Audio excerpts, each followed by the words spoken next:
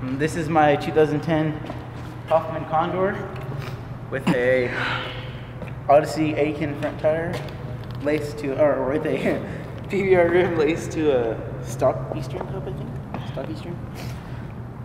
The FSA pig headset, a stock kink stem with shadow bars, Odyssey Griswold grips, one Odyssey grip, one not Odyssey grip, Eastern brake lever, the brake cable, I don't know what kind, frame, Primo hollow bite cranks, really good, Odyssey twisted PC pedals with a redline bottom bracket, and then Rush brakes.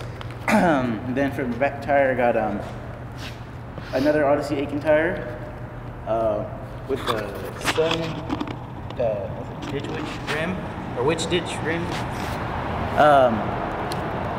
laced to a stock Eastern hub. It's okay. And chain is a KMC half link pintail or PT, and that peg. Oh, Eastern seat. That's it.